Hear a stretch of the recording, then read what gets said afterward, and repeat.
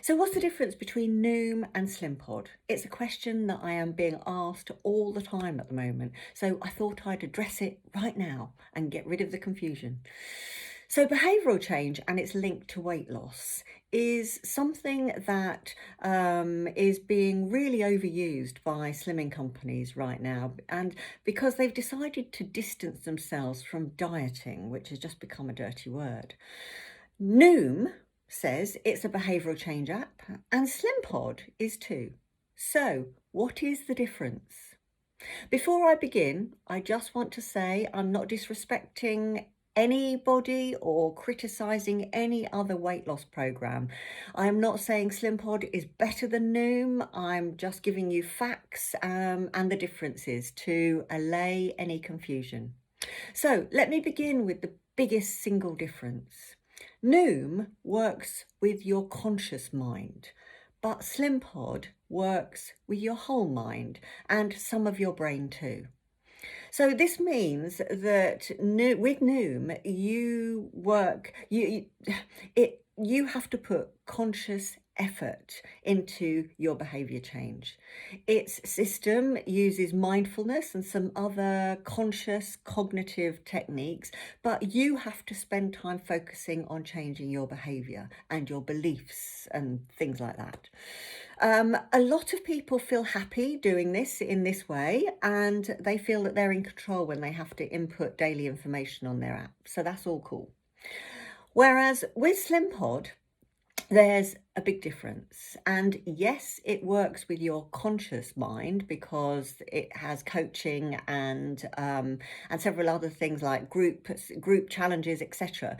But importantly and uniquely, it works with your subconscious, which is where habits are generated and processed, and your automatic and instinctive behaviors are stored. The subconscious is also where your limiting beliefs and emotions are stored. Slimpod gently changes your behavior without you knowing too much about it or putting much effort in at all. And this is why we ask you to record your changes and your wins at the end of each day, literally a 20-second thing. You are effortlessly changing your eating habits with Slimpod. Also, over time, Slimpod reverses your limiting beliefs and your bad habits that you might have will have accumulated over many years. It also helps to take the emotion out of eating and giving you a fighting chance to take back control of your eating, because it's emotion that is the big emotion and triggers that are the big drivers for a lot of people who have lost control of their eating. They're literally emotional eaters. So Slimpod helps to unravel all of that emotion. Noom focuses on food and calories, and you have to track what you eat every single day.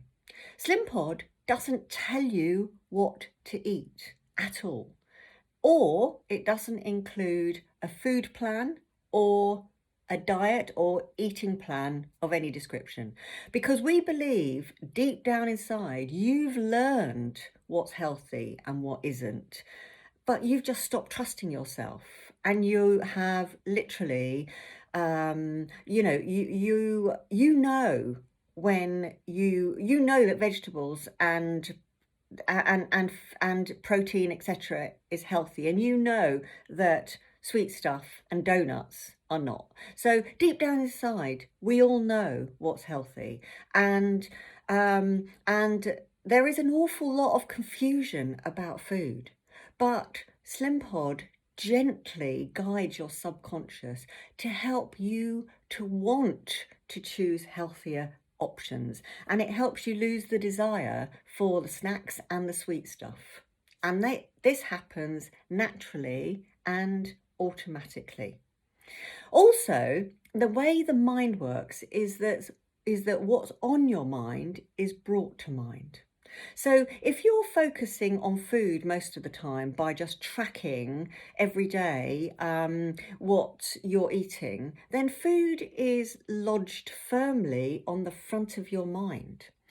And and it can almost become obsessive, because when you're tracking food, you're thinking about the food that you can have, and you're thinking about the food that you can't have, because really, whether it's good or bad food, it's all food. Your subconscious doesn't differentiate.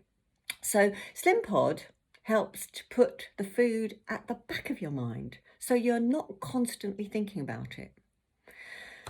Noom asks you to step on the scales as a way of tracking your weight loss, and I think that you need to do that every day.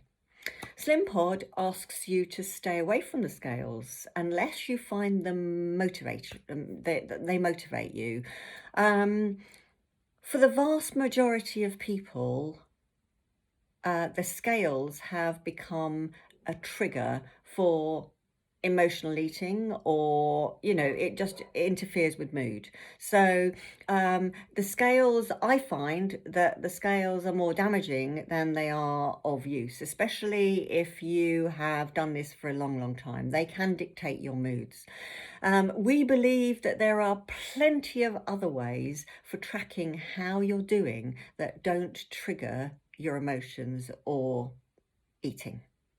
So there you go. It's a quick summary of how Noom works and how Slimpod works, and how they are both totally different from each other. I hope that helps.